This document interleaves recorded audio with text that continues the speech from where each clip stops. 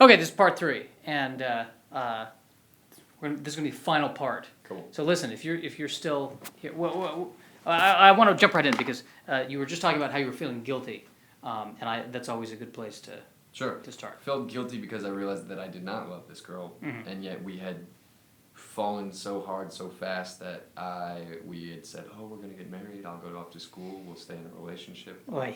I know, don't ever say that to anybody. Right. Unless you really mean it.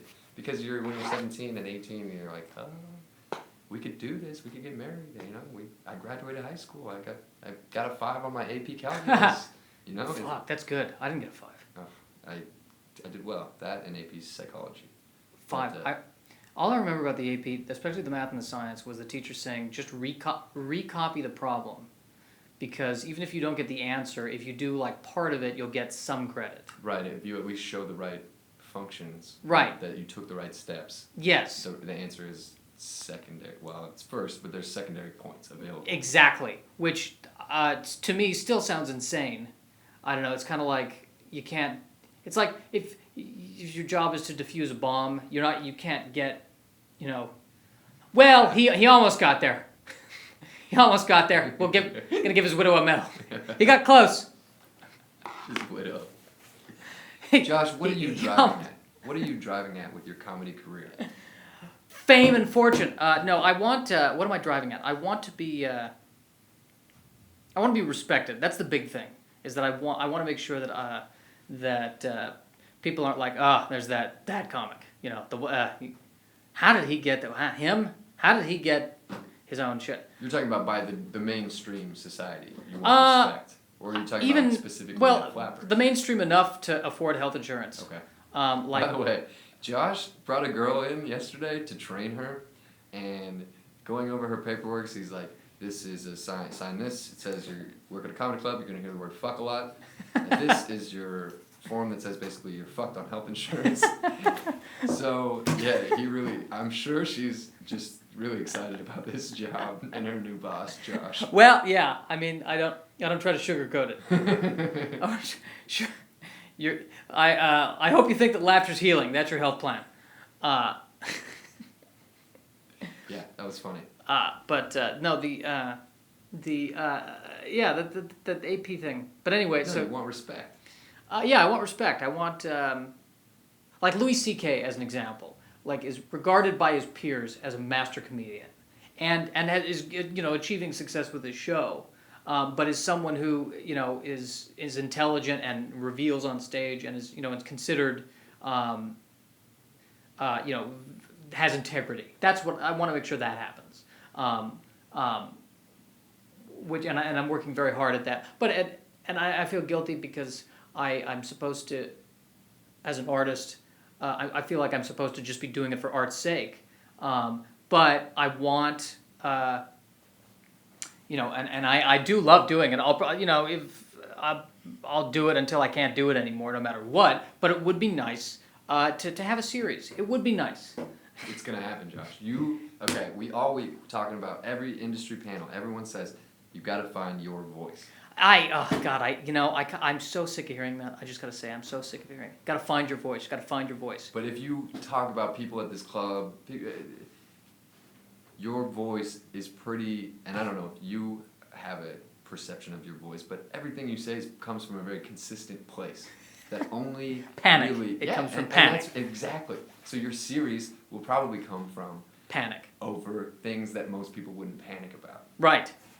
Yeah, pretty much. Although the things that all people should panic about. I mean, everything. In your opinion, sure. Like, let me check.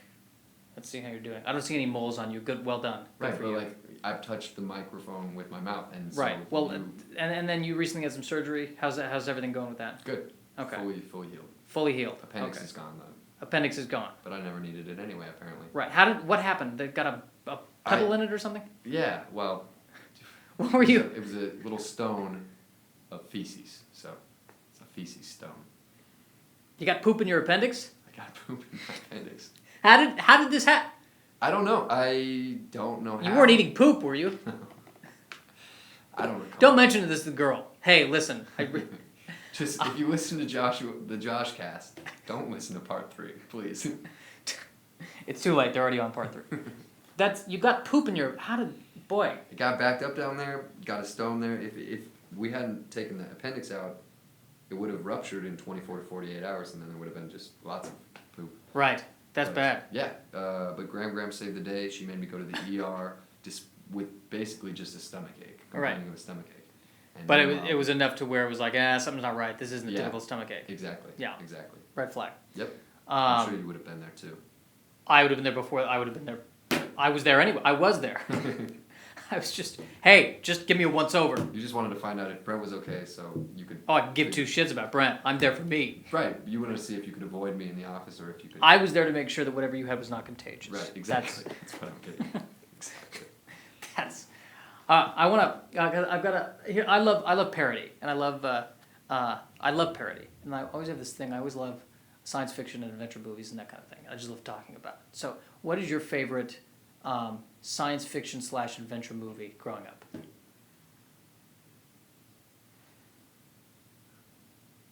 My favorite science fiction / adventure movie was The Emperor's New Groove. God, I didn't even. Wait a minute. Listen, it's very That is that. Was there a spaceship in the Emperor's New Groove? I mean, Spaceballs was a parody. We watched a lot of Spaceballs. Like we watched a lot of those. Okay, what's your other than the Emperor's New Groove? I'm sure was James and the Giant Peach. James That's and the Giant Peach. One. That's yeah. a great one because I can't make fun of that. Okay, what's a movie that you're ashamed of that you like? The one with Rob Schneider where he switches places with a girl, the hot chick. Gotcha. Okay. Yeah. Now I honestly don't want to make fun of that either. I just in case because Rob Schneider will come through here. And I don't want you never want to listen to Snyder. Us Snyders / Schneiders have to stick together. Sure, no Snyder bashing. Yeah, no Snyder or Schneider bashing. Sure. Bashing. Let's do this. Let's see. Well, what? So, are you trying to make fun of me? Is that what you're looking? No, for? I'm not trying to make fun of you. I want to I don't even know, like talk through a movie and like just turn it into a parody. Just talk through how we would parody it. But I'm trying to think of a movie that I've seen that you've seen. Action movie. Right, an action movie. I really like.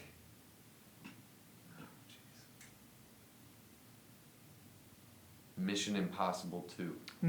I remember. Yeah, Mission Impossible 2. That was John Woo going. I'm gonna. Let's do this again. What series? I don't care. Yeah.